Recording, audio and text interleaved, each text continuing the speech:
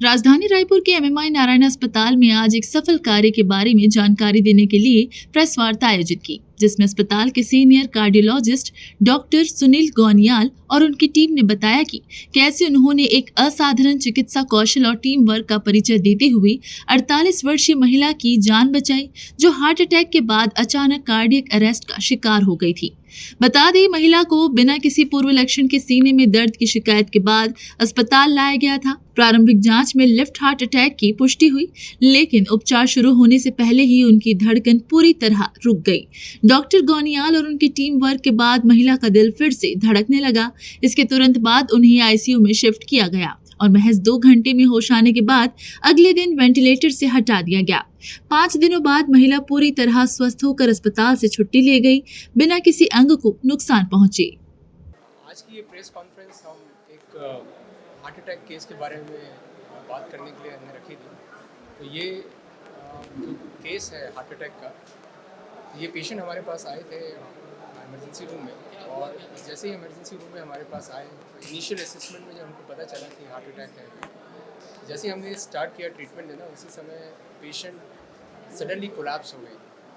Suddenly collapse होने का मतलब ये है कि पेशेंट को सडन कार्डियक अरेस्ट हो गया।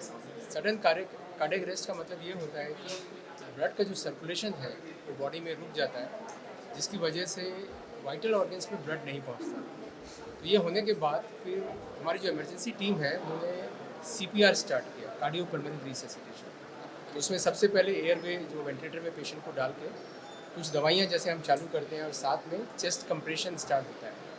तो चेस्ट कंप्रेशन करना इसलिए ज़रूरी होता है कि अगर आप हार्ट को पंप नहीं करते तो सर्कुलेशन मेंटेन नहीं होगा, तो ब्रेन डेड होने का चांसेस बहुत ज़्यादा रहता है। तो ये CPR जो है, जो कार्डियोपल्मोनरी रिससिटेशन है, ये कम से कम आधा घंटा इमरजेंसी रूम में चला।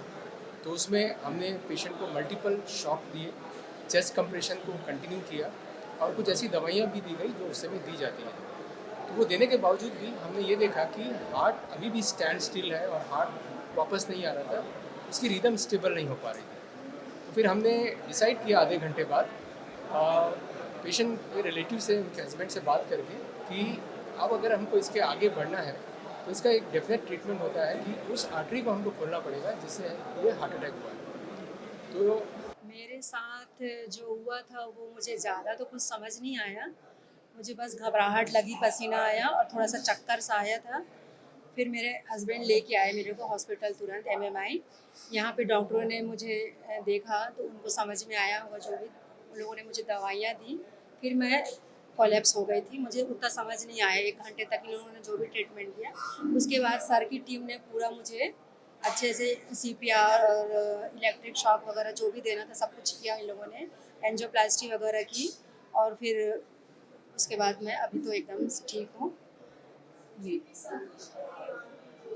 बिल्कुल पूरी पूरी तरीके से संतुष्ट हूँ मैं। यहाँ की पूरी टीम, स्टाफ, बुनियाल सर की पूरी टीम, इन लोगों ने मुझे बहुत सपोर्ट किया, बहुत अच्छे से मेरा ट्रीटमेंट किया, और मैं आज यहाँ पे हूँ। इन सब की बदौलत ही है कि आज मैं यहाँ हूँ।